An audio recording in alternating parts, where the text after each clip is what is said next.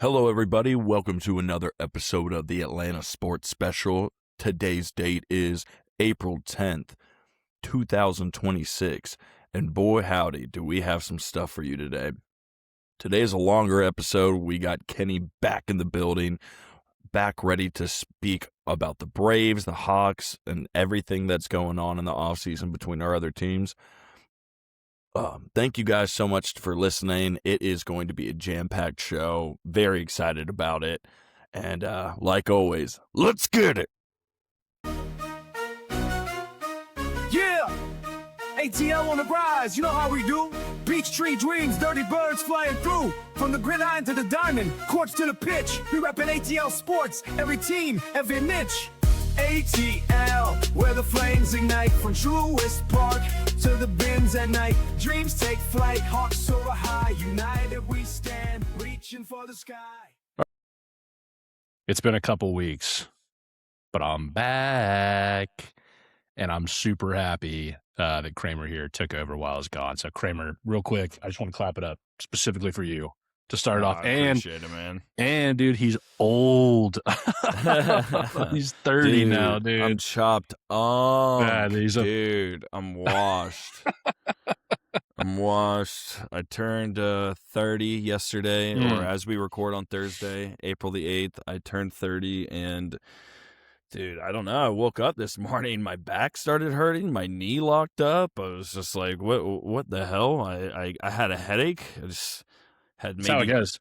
Started getting blurry vision a little bit, too. Yeah, like, you're starting to put on the monocles. Had 2 drinks last night, and then you would have thought I got hit by a car. Yeah, it's typically how that goes nowadays. Anything that's like above just like a normal lager, but you can have like 3 lagers. No, You dude, have 2 IPAs, dead. I had 2 margs. Oh, dude, you're insane. Yeah. Were they skinny at least? Like, No, straight Texas. they were full high octane? They were straight Texas margs, yeah. Yeah, you get what you get nowadays at 30. It's funny. Kramer came on the pod. He's clean shaven, which is just like such an adult move too. It's like a whole new him. You know, but I have a mullet. Hold on. It's honestly, it looks freaking awesome, dude. I'm just glad you're not hiding something. Oh, by the way, we'll move on. The mullet was great, by the way. I'm super happy about that. I was about to say, at least I have my hairline. Hey, dude, come on, that's a low blow. That wasn't a shot at you. Sorry, I was just saying. Sorry. That's like, look at my hair through the hat right now, dude. Like just fading away. Chill. No, this kid's got great genes. For any ladies out there looking to have some future kids, this kid's got great genes. Oh yeah, yeah. I'm also 6'2", fucking yoke. I'm just kidding. No, anyway, awesome. Yeah, 31's the 31. He's gonna have a kid by 31. Anyway, here we go. We'll talk a little bit about this day in the A. So this day in the A, cool one, because we're gonna go straight into talking about the Braves today. This day in the A in 1965 was actually the first baseball game at Atlanta Fulton County Stadium. It was an exhibition game. So before the Braves were officially moved to Atlanta, they were still the Milwaukee Braves. So they played the Detroit Tigers. And that was the first game we actually ever played in Atlanta before the team fully became us, which is kind of like interesting to me. I know there's been situations, and Kramer, you probably have some, want to add some of this, but it's like, situations where like we knew the Lions were going to LA. I'm sorry, the Lions going to LA. Forgive me. The Rams were leaving St. Louis. Yeah. We knew like. Weak move, by the way. Same with the Raiders leaving Oakland. BS, dude. Total BS. Las Vegas, though, kind of. I mean, it's kind of sick. It's way cooler than going to be another LA team. I went to the stadium. Was it cool? Dope. It was pretty dope. But and then the Chargers leaving San Diego. Like, what the hell? Yeah. See, but it's like they played out their seasons still in their north. Like the Braves were like literally finishing up the contracts. They're like, yeah, why don't you fly those boys down from Milwaukee? Let's have them play a game in our new stadium. Just seems kind of weird. Mm-hmm. But hey. I'm really glad we did it. Milwaukee, thank you guys. Brewers can suck it. We appreciate you giving us the Braves. I mean, we had to pay the piper later on in life, giving Canada, our beloved Thrashers, R.I.P. Yeah, we've given. Did the other Atlanta hockey team? Did it go to Canada too? Yeah, I believe the Atlanta Flames became the Calgary Flames. Yeah, now. that's exactly what it is. Yep. I think that's exact. And if we're Damn, wrong, puck knower. excuse us. I know puck. Yeah, dude, this guy's a puck star, dude. Okay, well, that's it. Let's hop right into it with the Braves here. And guys, it has been an absolute treat to see us not only not start 0-7 like last season, but like really kick things off in a great way.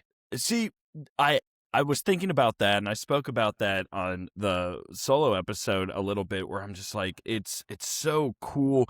I'm like, I don't know if I feel delusional almost, where it's the fact like, oh, maybe, like, are we really doing that well, or am I just like, oh, because we started 0-7 last year and we're like winning games.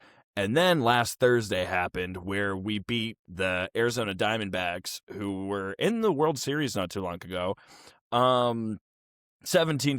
And then I was like, oh no, we're like back. Okay, we're here. Which game was crazy.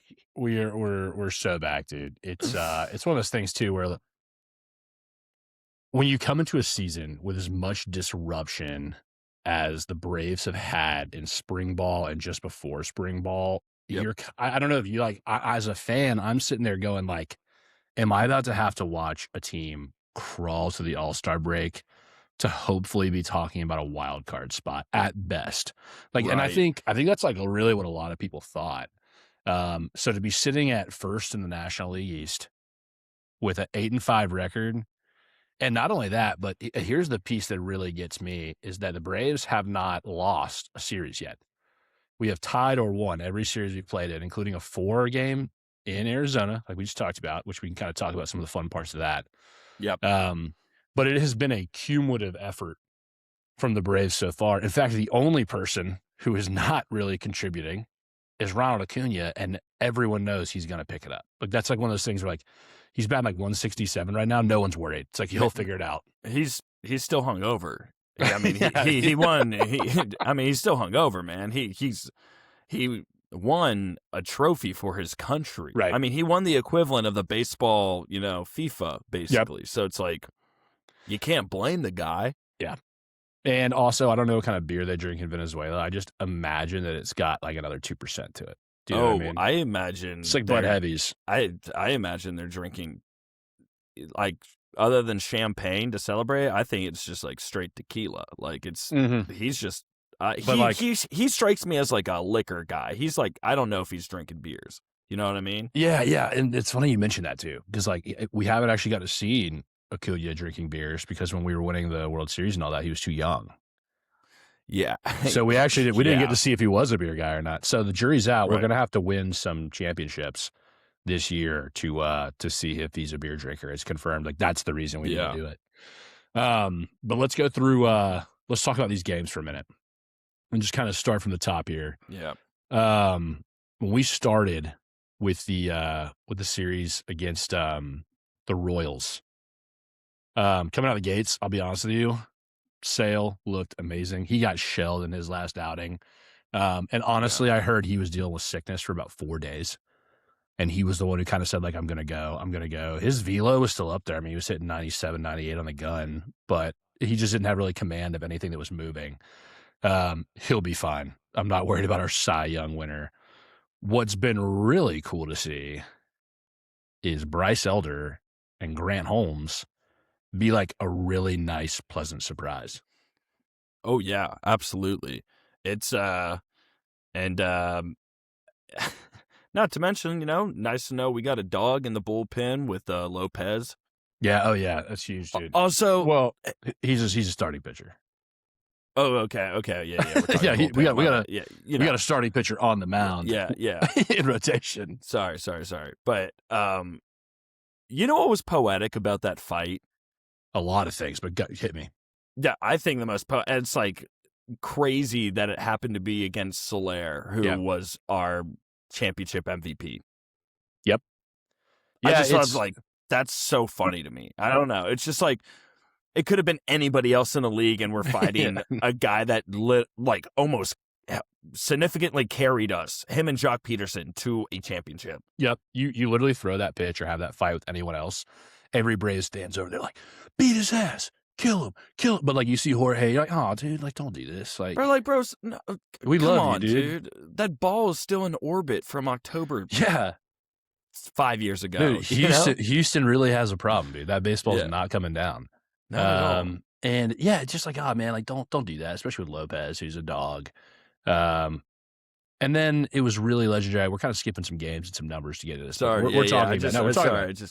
You don't be sorry. This is like brand new. Yeah. And then what people are learning, I think we mentioned this when the season started. Walt Weiss has been training Taekwondo and Brazilian Jiu-Jitsu for 20 years. That's real? Yeah, I thought that was just like a joke on the internet. Totally real. And in fact, this is what brought it up. We think we talked about him. I was like, dude, this guy's got cauliflower ear in his first interview. I was like, this guy's got like, clearly he's had drained ears for like his whole life, like having to drain them. And like now they're just like permanently looking like someone clubbed him. Yeah. And then it was like, oh yeah, he's like actually trained to be an MMA fighter. I'm like, oh, that's why his forearms are like, I mean, there is baseball, so all their forearms are big, but like he's a unit, dude.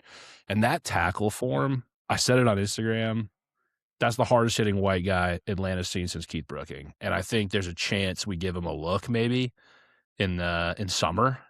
I mean, why not? Like Caden Ellis is gone. Right. So, I mean, what else can we really do? Yeah, I don't know if he can get lateral too quick, but I know if there's a gap that needs to get filled, look out.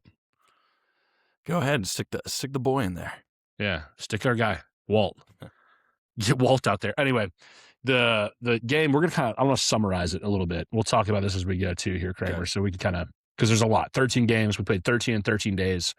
Last 2 series on the road. Happy to be back. Happy to have the boys back. For sure. Some of the things I want to talk about are what's kind of making this win look so good, or this 8-5 looks so good to me. Which is first, offense across the board. We're averaging almost 260 as a batting average, which beginning of the year, knowing how the Braves have come out super slow at the plate in years past, that's a really good number. That's a really good number for us. The bats are hot, but they're also hot at the right time. We're seeing, like, we definitely have our innings where we're 3 up, 3 down with 9 pitches, not getting too deep in a bullpen, which can be frustrating. Some of these games are looking like my golf game. Right. Correct. Yep. A lot of big hacks. Yep. Nothing really to show for it. Yep. Yeah. Like, I feel that to a personal level. But then they get them hits. They get a couple hits, and they're like, you're roping me right back in. And it's actually exactly like that. You only need 3 holes that you play well in golf to be like, I'm coming back. I chipped an 80-yard birdie in actually last Friday, and I don't think my balls have ever been heavier. Come on. That's worth it. That's crazy. Anyway, sorry. Not about my golf game. Not about my golf. But that's going to rope me in for another 15 years of bad golf playing. Yeah, that you just donated $7,000 to local golf courses in Greece. Yeah, exactly. That's great. No, but other thing too. Dude, Drake Baldwin. I mean, he is, of the 3 guys I have written down, it's obvious you have to talk about Drake when it comes to like who's playing great. And is Drake London maybe the second Drake in Atlanta now? Right now, it does feel like he's getting kind of sunned after having an over 1,000-yard season. Drake Baldwin right now, 5 home runs, 15 RBIs, 321 average, and 1, hear me out, there's a 1 in front of that, 1.12 OPS. Brother, I mean, it's I can't sit down, busy lifestyle, just things. I can't sit down and watch every single game all the way through. But wow, the amount of notifications I get of just Drake Baldwin did it again. I'm like, oh my Lord, somebody stop this kid. And it's going to be scary when Ronald Acuna figures it out and he's either on base for those or he's already homered himself. It's like, I mean, very truthfully, if Ronald Acuna is on base for at least, I don't think he was on base for 4 of those home runs, and Drake Baldwin is bat second. So, I mean, his RBIs could be almost 20 right now if Acuna had been on base, which is just unreal, dude. And it will be. Like, he'll be there. Matt Olson also having a great start to the year. He kind of came out a little sluggish, but now he's batting 280. He's got multiple home run games. Matt Olson definitely had just been sitting in a dang tree stand all winter. I No, mean, that's Austin Riley. You're right. He is unfortunately not hitting great right now because Yeah. of exactly what you think. His hips are hurting from being locked into the stand, dude. Yeah. Man hasn't moved for 12 hours a day in No. a stand for the past 6 months. Yeah. And he plays third base, so he's still not moving a ton. You know, we just got to get him. We got to get him lubricated, dude. He's gonna boss. He's gonna be fine. Another guy who, when it comes to hitting, I think everyone knows the three guys who are really doing it right now. And then Ozzy Albies has been really, really great with some clutch home runs. Yeah. He's been getting on base. He's gotten picked off a lot. And I mean, a lot, I think it's 3 times so far this season, but that's more than he has stolen bases. So I'm kind of like, I'm looking at our new third base coach being like, hey, buddy, I love sending them home when it's hit to the outfield and they're coming from second for a tie run at the plate. I like that. But maybe when we have one out, and I get you're trying to avoid the double play, maybe let's see what the guy at the plate does. Because we've actually had a double play already on a Yastrzemski strikeout that got Ozzy thrown out at second and into the inning. It's like, that is so lame. So lame. But those guys have been great. Honorable mention here from my end too, Kramer, and I'm going to pass it over to you to hear some of the things you like too. But Mauricio Dubon, who I knocked at the beginning of the season saying he hasn't been batting great. He's like a career average, like 235, 240 guy. Batting close to 300 right now, and has been a real bright spot. He's actually hit 2 home runs, and he's not a power hitter. You could tell by his footwork he is not a power hitter when he throws that right foot back. I swear he's going to throw his back out with a swing. Again, looks like my golf swing. Yeah. Yep. Yeah. Again. Yeah. But yeah, he's been great. Last guy I was going to say is Ronaldo Lopez, man. Actually, I got a few guys from the pitching mound I'll talk about, but throw it over to you. What have you seen? Man. What have you liked? No, dude. The bats are hot. It's just, I mean, I understand maybe we hadn't been playing. Like, I get it. Like, if you're a real seam head, you're looking at these games and you're like, yeah, well, they should be blowing them out. They're playing teams like, they're playing the Diamondbacks. We're playing the Athletics. We're playing teams and the Royals. Like, we're playing teams that haven't exactly been crazy. I mean, they've been hot the past couple of years, but like it almost seems like those were flukes, right? We're not playing teams yet that have been consistently good. And I get it. Like, if you're a different team, or if you root for another team and you hate the Braves, what's crazy? I was listening to a podcast the other day about sport, a different sports podcast. I'm not going to name it, no free ads, but they were talking about how the Braves are kind of like the bad guys, which I'm kind of confused on that, because if anything, we're like a team of crippled men who just consistently get injured over the past couple years. Ever since that World Series, I mean, we have been plagued almost.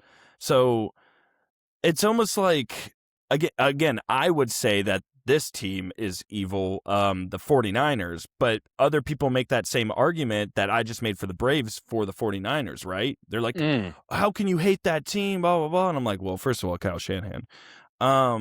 Second of all, but, that's neither here nor there.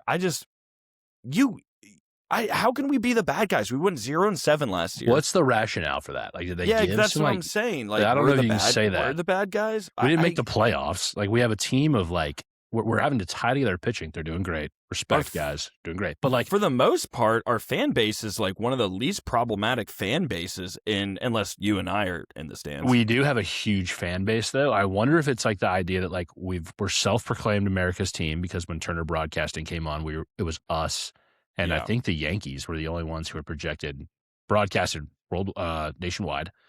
So we're self-proclaimed America's team. Still stand by that. When you have as big of a geographic footprint as we do, you can say that. Yeah. We're the Southeast plus. Do you know what I mean? Like, I've been to places like Nebraska, and they've been like, dude, I'm a huge Braves fan. It's like, yeah, okay, you can ride with that. I get it. I guess, like, maybe the West Coast and the North they don't understand the South, right? They just think we're a bunch of hicks. But in the most part, we can be. Yeah, sure. I'm not saying there's not, but like, the Braves is that glue, the glue guy that, like, keeps, like, just for example, like, SEC fan base together. Like, think about it. Like, Alabama hates Georgia, Georgia hates Tennessee, Tennessee hates, but all those guys that go to all those schools, they love the Braves because that is their baseball team. Yeah, like that is the glue. baseball team. The Braves are the glue guy. Yeah, for the Southeast, 100%. I don't think there's any debate in that. But I guess if you're from the North, but it's, I mean, all those guys in the North and the West Coast are just, I mean, don't get me started. If anything, everybody should agree the Dodgers are the bad guys. 100%. Dodgers are the worst. I think outside that podcast, I think most people would say the Dodgers are the worst thing that's ever happened to sports. That's unless you're in LA, unless you're a tool.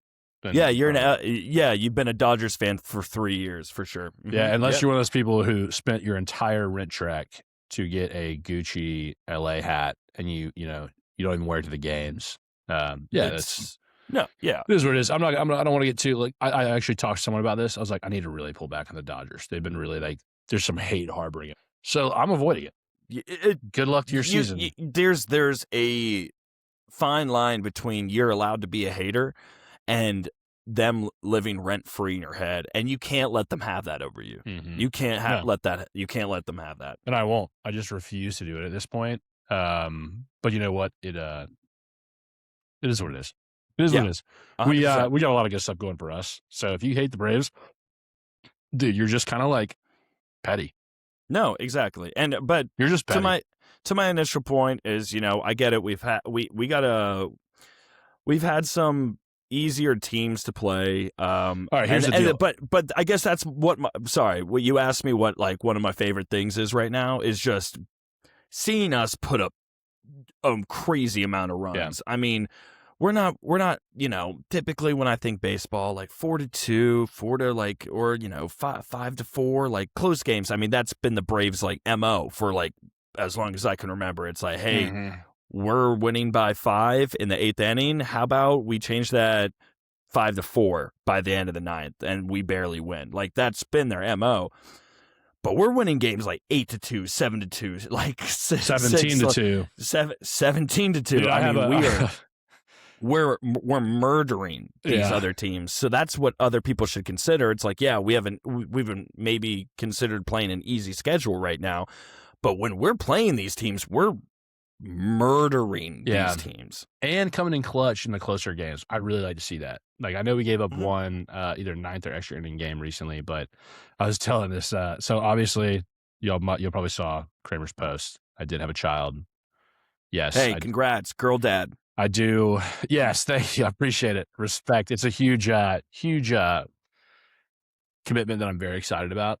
Always wanted to be a girl dad. That's just a funny way to put. It's a huge commitment that I've recently taken on. It's it's great. It's great. It's great. It's awesome. Does not come with a signing bonus. In fact, she just takes our sleep. But she's beautiful. She's perfect. But what I was going to say is, while I was in the hospital, my wife had a C-section. We had a C-section the first time. Had another C-section, so we were in there for a few days. Everything went great. But while she's in recovery, we're up pretty late because we have baby in the room and I'm feeding and hanging out with her.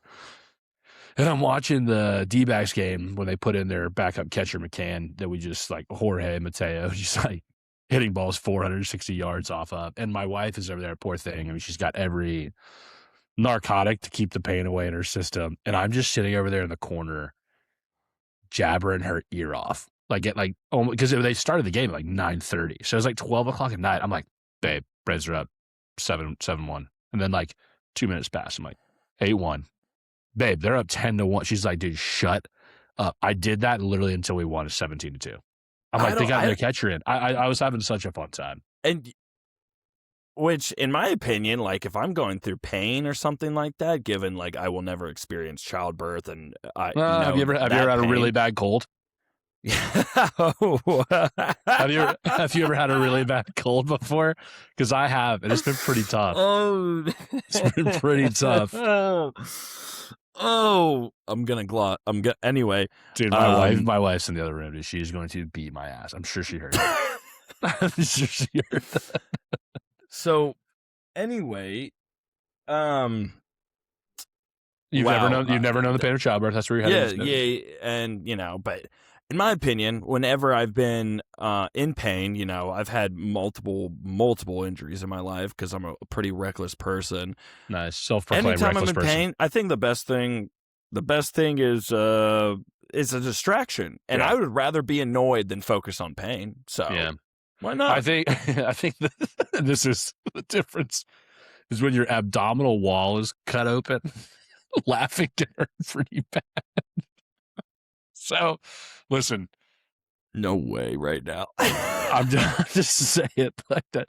So, needless to say, I was having way more fun than she was. That being said, I am starting a charity set up soon. It's called Chairs for Dads. Anyone can donate. If you have old lazy boy chairs, I'm going to hook you up with a hospital because, like, what the absolute hell are they putting us in for 4 days? That's it. That's all I'm going to say about it. Yeah, let's wrap up on the Braves real quick. That was what. That's it. Cheers for dads. Cheers for dads. All right, cool. Let's get into the Hawks a little bit.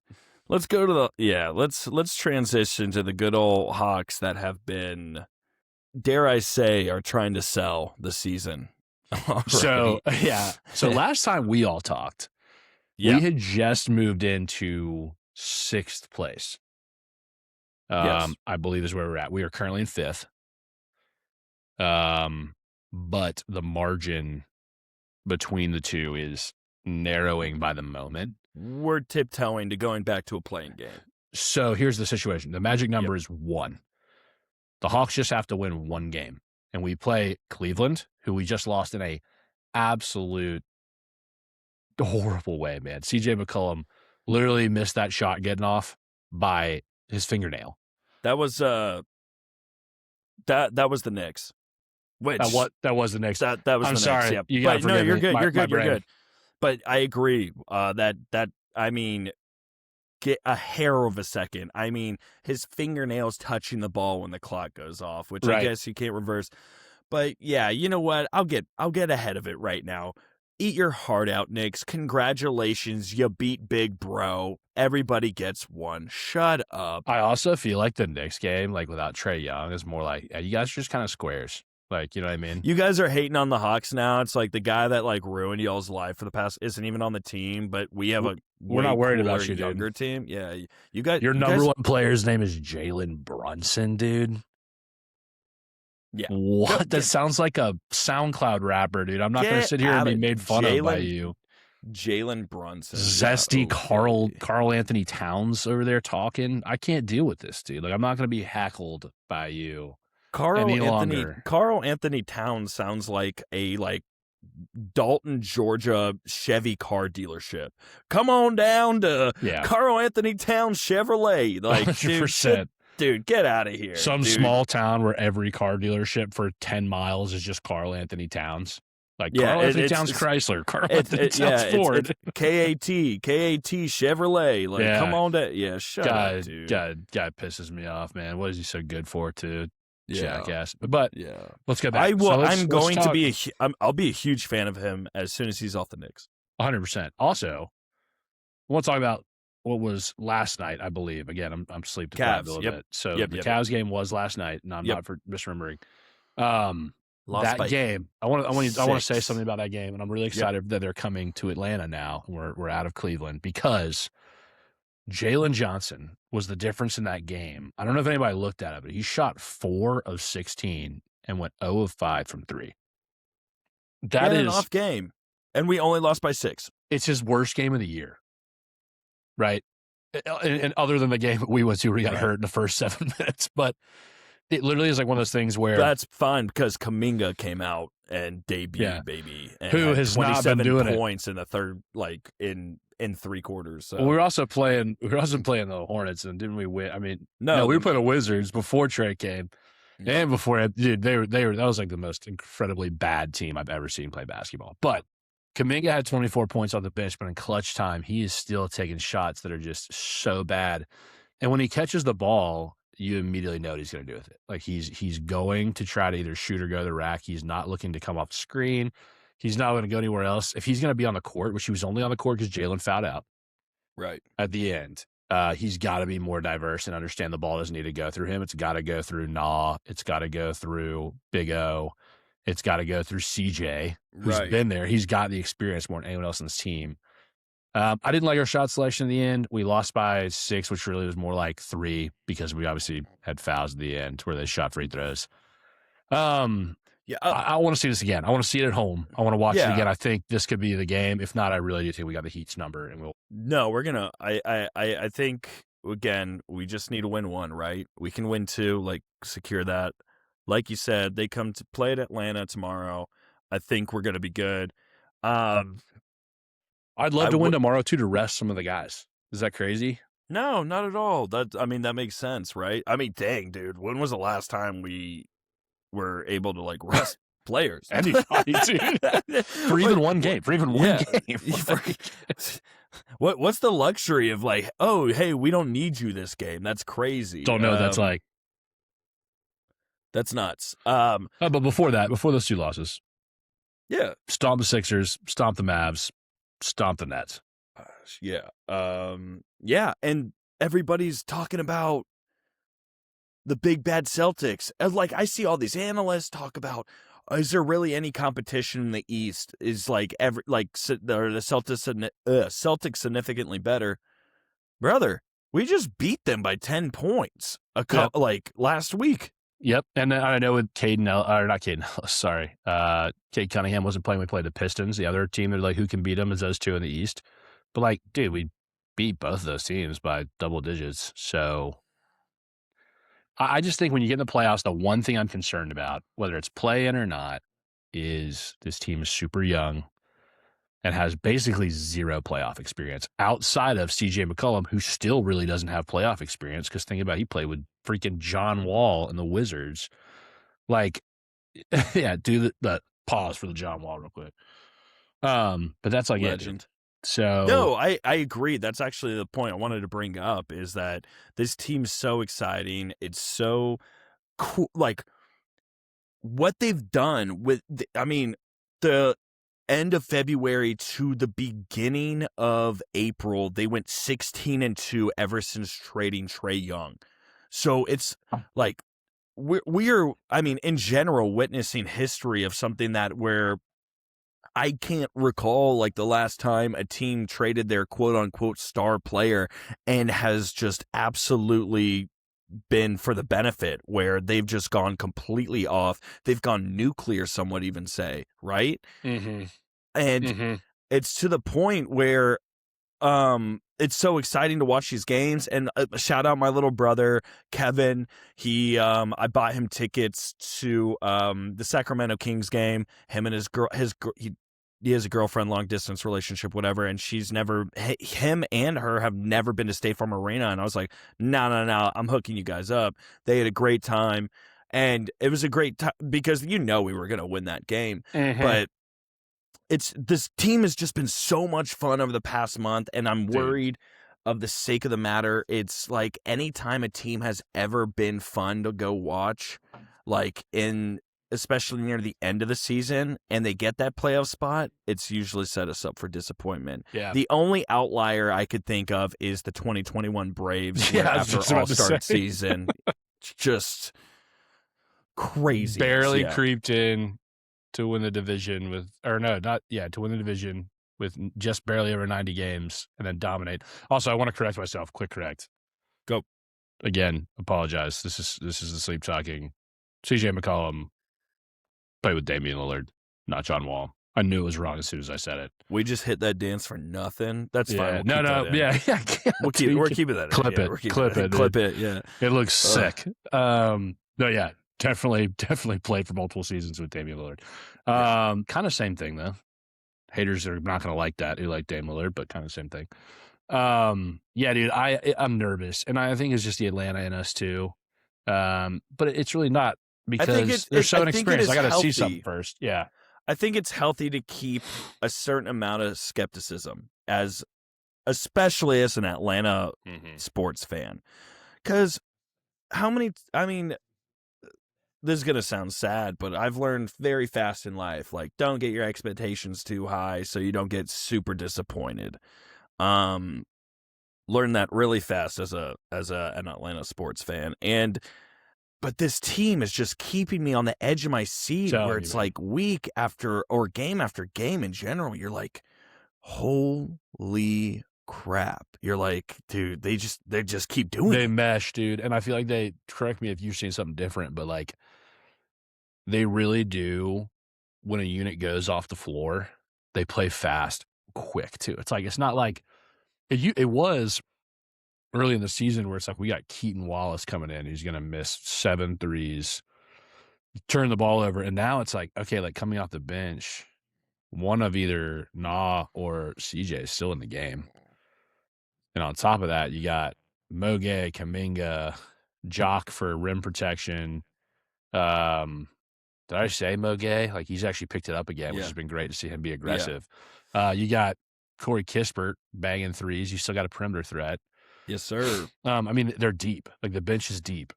The defense is great, dude. I have to say, and this is going to sound ridiculous, and maybe it is the whiskey we had when we're doing this. Yep. My sleeper key player of the year this year has been Dyson Daniels. Yeah. I mean, he has done so much dirty work for this team, man. I mean, almost to an unbelievable level. When it comes to clutch rebounding, clutch defense on the best player on their team, steals, things of that nature that really get missed when it comes to like ESPN's top 10 plays. Like, his head's not going to be at the rim dunking the ball. Actually, that's not true. He's got some ridiculous ups, but he really works, man. And for a guy who can't shoot a three to be so freaking good, and he has been shooting well from three, by the way. He's on a tear. Shooting like 35% right now, which is great. In the past, 10 games. I mean, think the sky's the limit for this team. His rebounding has been just insane as of late. I mean, double digits almost every other game. You love to see it, and it's I mean, he's basically like I'd like to say like an offensive lineman as the equivalent, where it's like unsung hero.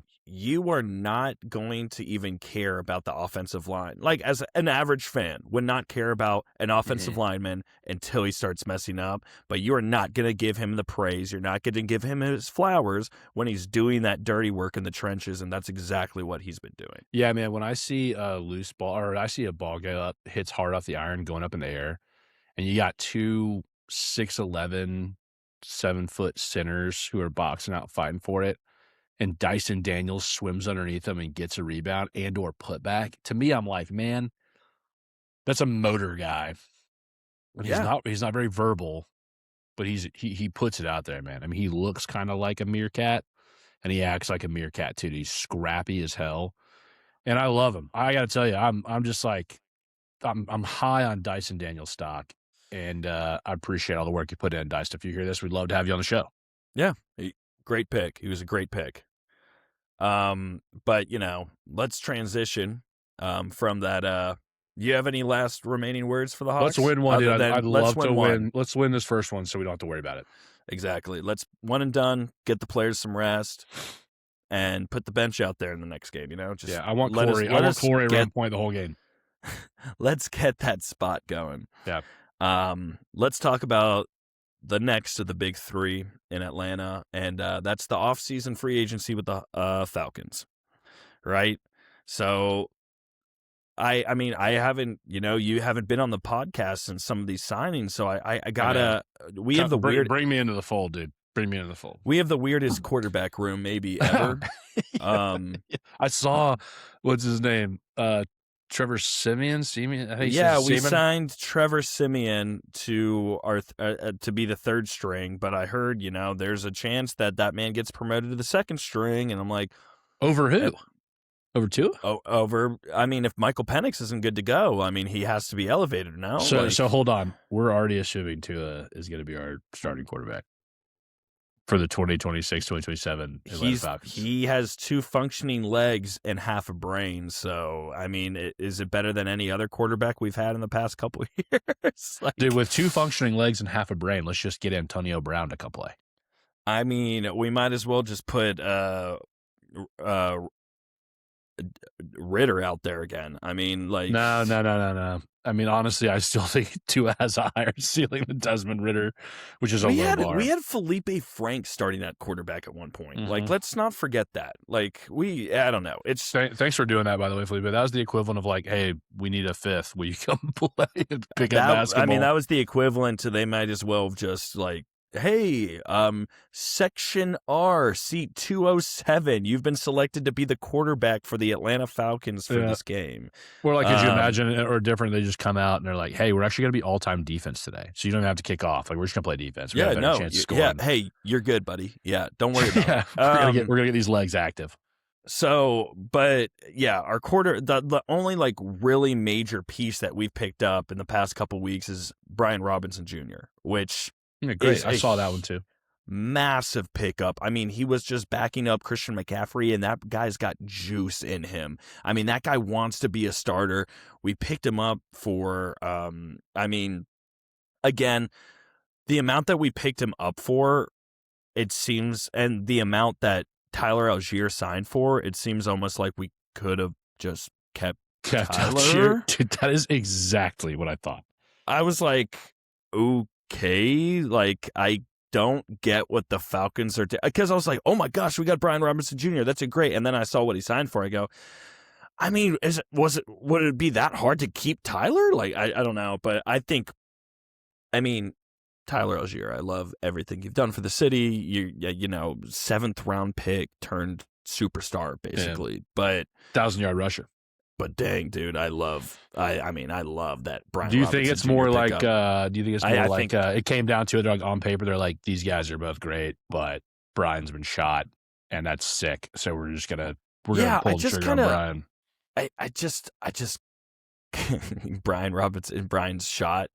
Was that a joke? No, dude, this guy. You said Brian Robinson Jr.'s shot. Yeah, wasn't he shot? Yeah, no, he was shot. Like I thought you were saying like he shot like he's like fallen off. But I was like, I didn't know if you were making some sort of saying, like on paper, crazy gun joke. They're very similar, and they're like, hold on, I gotta turn the light on in my room. I've been recording in the dark. I love a mid podcast stop to turn on. Okay, we're back. All right, so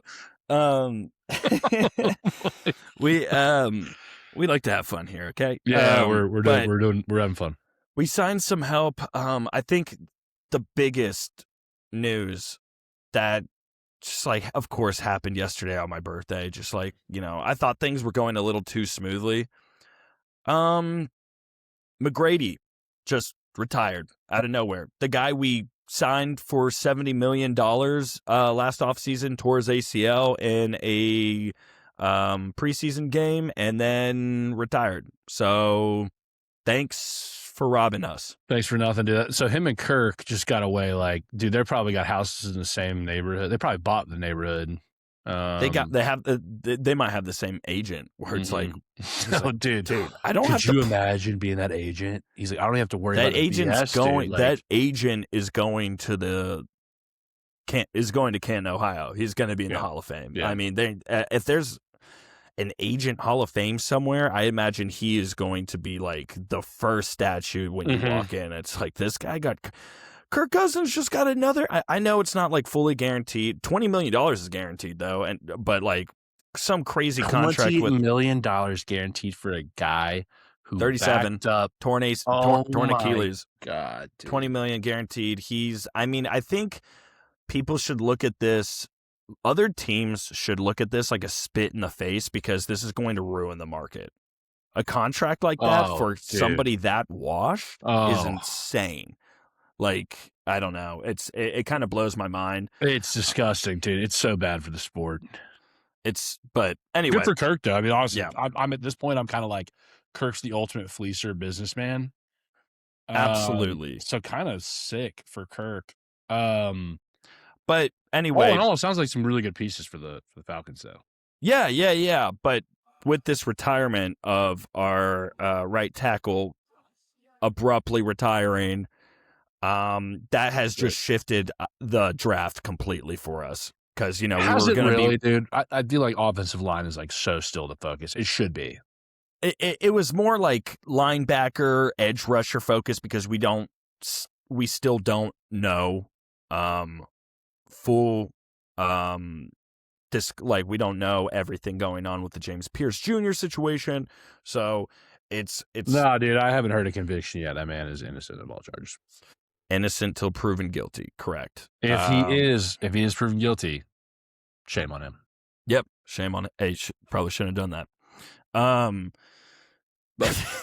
But I think that has shifted our focus into a right tackle. Of course, we signed the guy from the Seahawks last season, abruptly first season, or right after he tore his ACL. So we got some help there. I'm blanking on the name right now. Elijah Wilkinson? No. I was like, that guy sucked. No. That guy, Storm Norton. Yeah, he was hurt all season. Because we pieces in the free agency, and we'll get to that when we do our free agent. It's just it's the matter of it's the fact of the matter that we're like, oh dang, okay, like no, we didn't. I don't know if they planned on that happening or they had any expectation of that being a possibility. As a fan, I was shocked, but of course, the office has a little bit more insight to that and probably like had some sort of hint, but I think that does shift things for the draft. Also, another thing is that I saw speculations and rumors from other organizations, like front offices, talking about that. You remember a couple weeks ago when I was like, I'm trying to figure out what the Falcons are trying to do in free agency with this new regime. Like, I was like, usually like there's something makes sense. Like there's a pattern of like, oh, hey, what are we doing? We're just signing, but whatever. And I thought I had an idea, but funny enough, I had that first take. Go ahead, write that down, look at our past episodes. But apparently these other organizations, front offices, have been very forward and saying the same thing, where they believe our organization is crumbling and they think that our front office has no idea what they're doing and that they are completely lost. And you know what? To those people, we're playing chess, you're playing checkers. You guys are idiots. What I love about this is that people weren't saying this when Terry Fontenot is just crap in the bed every year over here. Like, where were you in the past? Like, dude, we have been crumbling for the past 6 seasons. It's why about are time you we saying did something now? different? Yeah. Okay. Maybe we should just fully swing the pendulum. You know what I mean? Like, I don't get how you can sit here and be like, oh, now they're crumbling. It's like, dude, keep that we same have been energy. A dumpster fire. Yeah. So now you're going to say it? Now that we're trying? I think they're pissed, dude. I will say, Ian Cunningham. Jealousy looks horrible on you guys. Yeah, dude. The only team that's ever looked good in green is the New York Jets in those alt jerseys back when you had Revis Island. That's it. No one else looks good in green. I was going to say, the thing that does concern me, I don't know, there's a viral clip going around of Ian Cunningham. Have you seen this? He does the wheel where he picks his, gives you a random team and you pick your starting lineup. Oh, brother. Yeah, I saw that video. So more concerning than anything is and look, for those who don't know what this is, it's a trend on TikTok. It's a social media trend where I believe that you can pick any player you can pick any player from the history of NFL, but it's a random team generator where it's like you pick 2 wide receivers, a running back, a tight end, a quarterback, and like a defense or something typically, and it spins a wheel of every team ever in the NFL, and you have to pick people from that, pick players based on the team you get for those positions. And the video you're talking about, I don't know if he knows any players after 2012. Maybe more like 1987.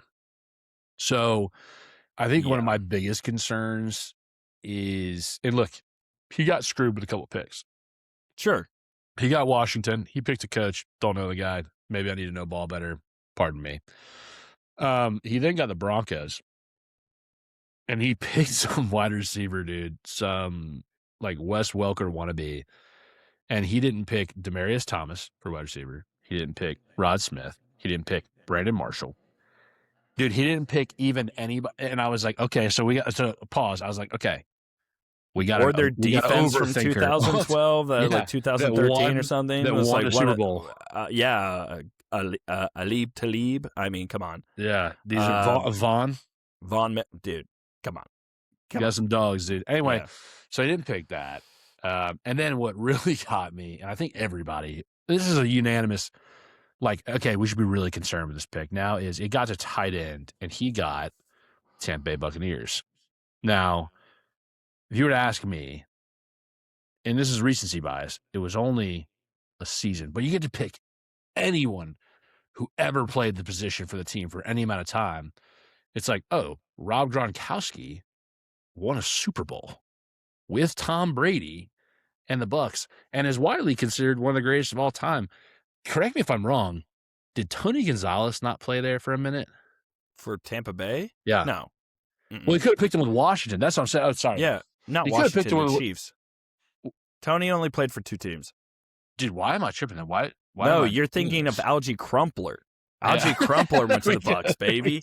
The real GOAT. So I'm sitting here, I'm hearing all these names, and I'm like, wait a second. None of these are good. And this is the guy who's fully in charge of making selections for our team. And with that, I got to say, dude, I'm like tragically horrified. Smokes, you got to remember it's smoke screen season, and maybe this was all ploy. This was like, hey, I want people to think I'm not in it. I don't know. I want to give him the benefit of the doubt because this is his first year. Smoke screen season's a real thing, and we've seen it so many years with all these other teams that you're like, what are they doing? What the heck? And surely enough, I mean, it's sometimes it pans out. I mean, everyone thought when New York signed Russell Wilson, they'd be like, oh, and Jameis Winston. They're like, oh, they would never. Why would they draft a quarterback? And then they got Jackson Dart. Given Jackson Dart fell pretty far in the draft compared to where I thought he should have gone. But needless to say, I like Jackson Dart. I think he's pretty good. Yeah, I agree. Yeah. Fun guy to watch. Fun guy to watch. Last thing I'll say about this, he got the Falcons. Pretty blank sheet up there, and with Jamal Anderson, I get that's like that. He is, as of right now, probably the best running back still in history. But the guy's got Bijan on his team, like right now. Wouldn't it have been nice to kind of be like, also, I'll take the best running back in the league last year and our guy, like show a little nod of confidence. I think you go not pick the guy from but also 30 like years ago. Also like Julio Jones, Matt top Ryan, 3 who's your president of football. It was bad looks. Dude, he really dropped and you know what pisses me off is he looks really pompous doing the whole thing. He looked like no brainer. My decision's no brainer, and the guy was making horrible He did not choices. think he didn't take maybe more than 10 seconds to think on any of the picks. I mean, he made just like it was like that. It was like that too. It's like, oh, I already have this wrapped up. I have a great team. I was like, I wonder if he was at home like taking a shower that night and he was just like head against the wall with the water running on. I'm like, what have I done? No, I hope he went bad. home and I don't know if he has kids or whatever, but his kids were like, the internet is clowning you right now. You may have picked the worst team ever with this situation. So, unfortunate situation there. I know we're also listen. I'm gonna say this right now. This pod, I've gotten a lot of names and statistics wrong. Y'all bear with me. I'm gonna get some sleep over the next few weeks at some point. I'm sure. Man, Sprint, you're not at full capacity, dude. We're at a half clip we're now. We're gonna get this man some sleep. We're gonna get him back on some creatine. We're gonna get this man. Dude, I need it, dude. T rates take a hit after kids, just a fact. Got back in the gym this week, feeling a little bit better, which is great. But yeah, that's great. Y'all bear with me. Yeah. Last thing to speak about the Falcons that I saw today is Jesse Bates. So rumored with the draft coming up, he is going to be a trade piece somewhere. I mean, that's him or Kyle Pitts, which I think, why would we franchise tag him and trade him? So we can use the leverage instead of letting him explore free agency. Like, so he is technically on our team. So it's, I don't know. Again, we're chess, not checkers. But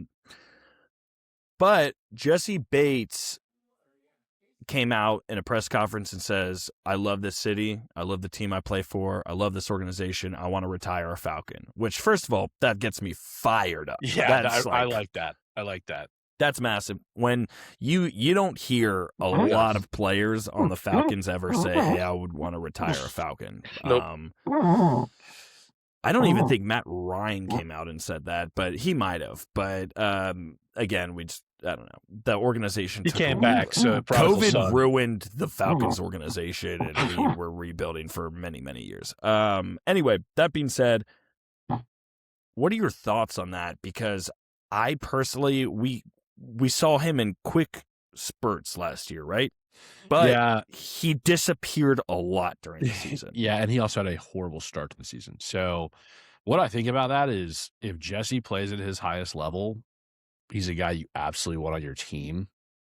That being said, I would have to know what it is we're considering getting for him, because the truth is we have holes that aren't safety that like desperately need to be filled. And if you're talking about, I don't know, if you're talking about getting someone who like it's obviously not going to happen, they'll never trade him, but like cash compensations, picks, and Jesse Bates for like a Penei Sewell, like, dude, I would do it in a heartbeat. Do you know what I mean? Like, yeah, of course. So there's certain positions, like if it's left or right tackle, I'm very willing and you'll hear it. Obviously at quarterback, if it's a starting quarterback at basically any other team in the league, I'll do it at this point besides Spenter or Rattler, loser. That's kind of where I'm at. I don't know. What do you think? Like, do you think like it's worth it if it's a position that's like a desperate need like that? Our secondary, we're going to need another defensive end with Jalen. Our secondary depth isn't fantastic, and I just don't think if we are a team that is deciding to get serious with the crappy division that we're in, we do not have room to take risks like this of getting rid of somebody like that. He had a one-off bad season. Okay. Remember the season we signed him? It was more like mediocre. Do you know what I'm saying? Like, do you remember? It was mid. Yeah, it was mid. The year we signed him, it was crazy how much he changed everything. Right? It was nuts.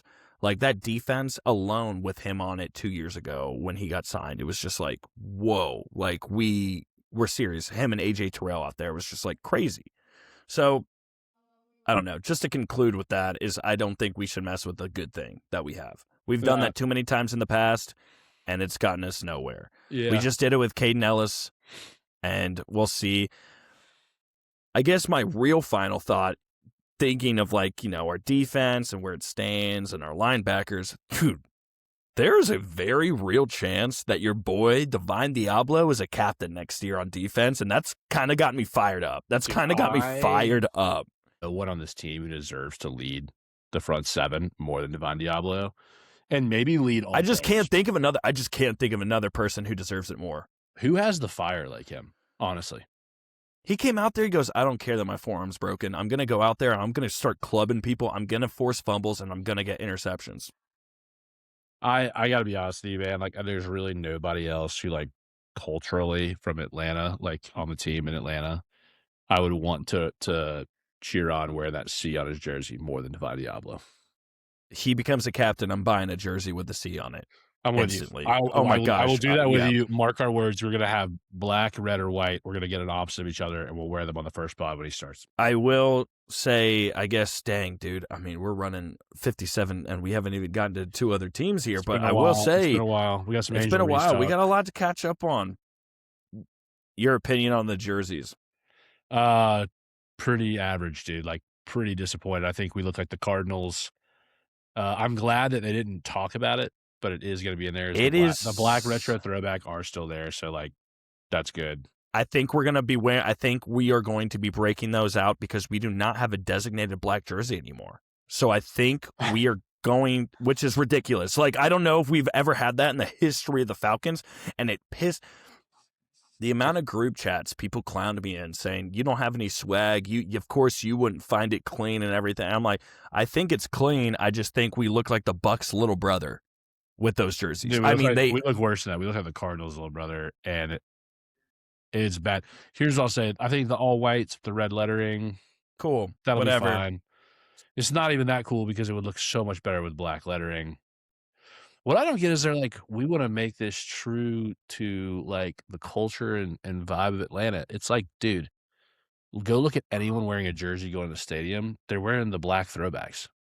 Yeah. They're wearing the dirty birds. Yeah.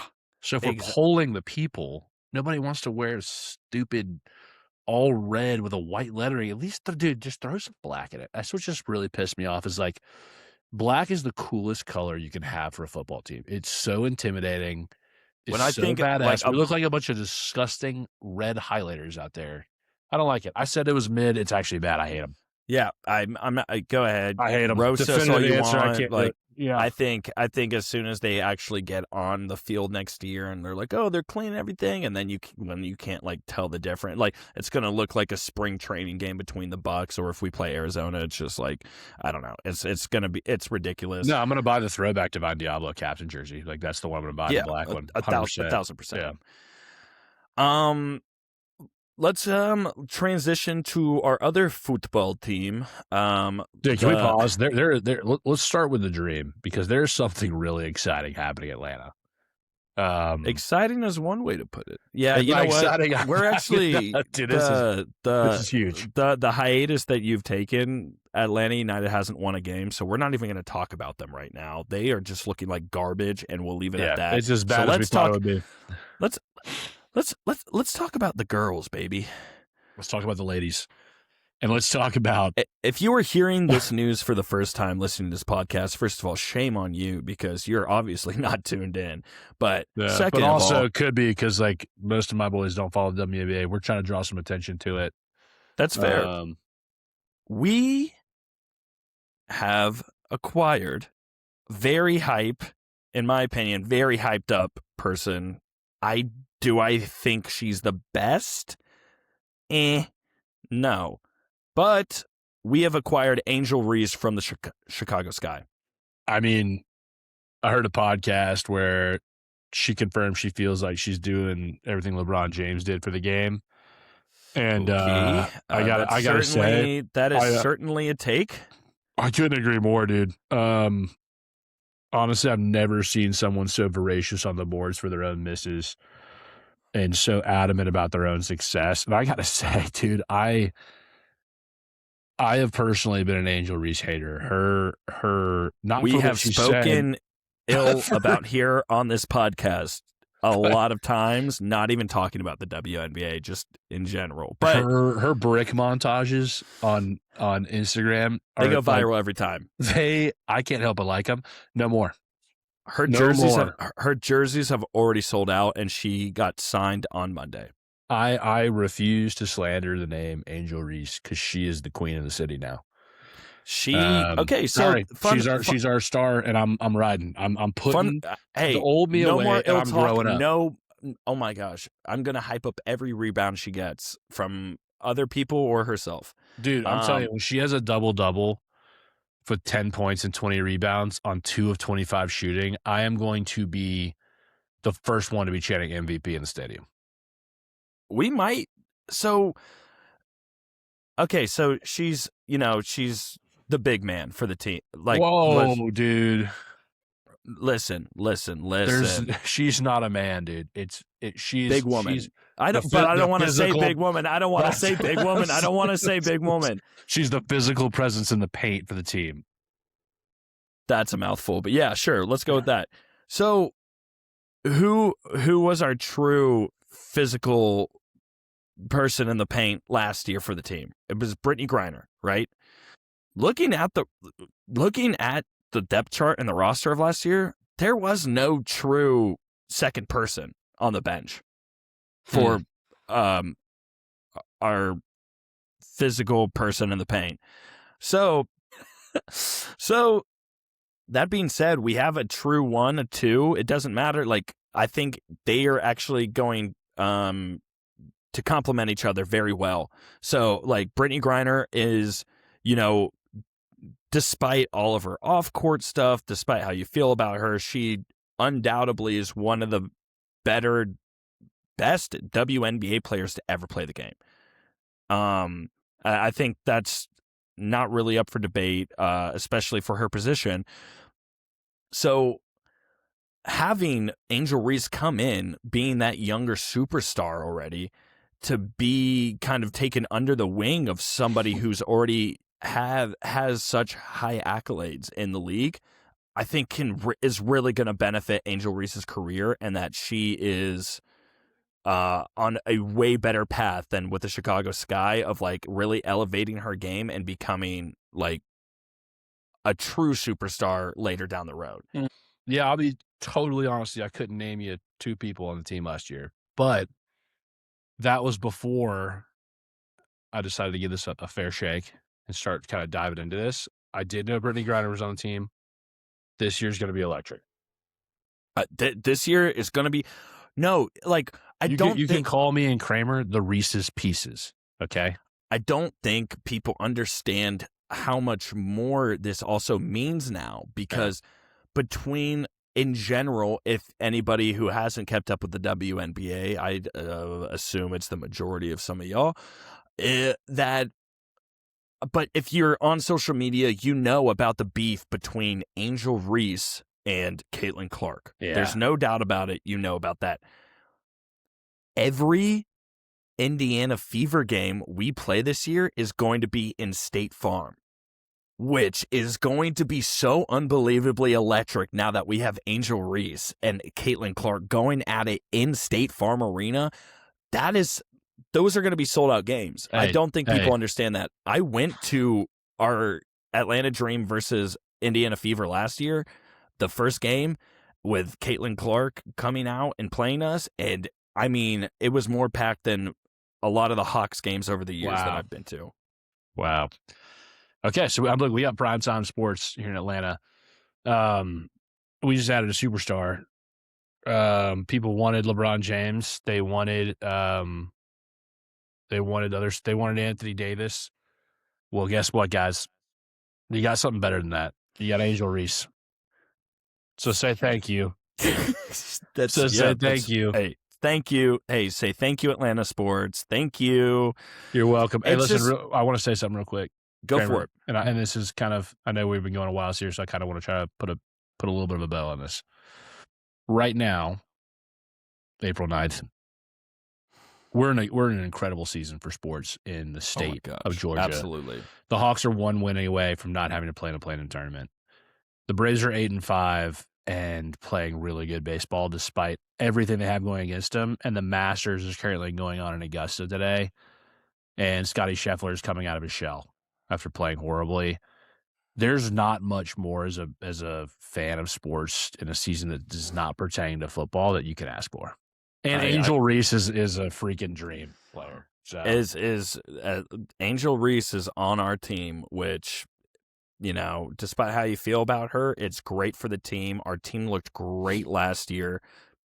It really, what I was going to say is that you and I, the past couple episodes we've done, when we do a news update for the Dream, I'm like, do they do anything in the off season? Like I haven't seen any news, and sure enough, come this week, they're like, "Oh, you guys are looking for something for us to do? Don't worry, we got you." And they pulled the trigger on something huge. Yeah. So it's going to be excited to see.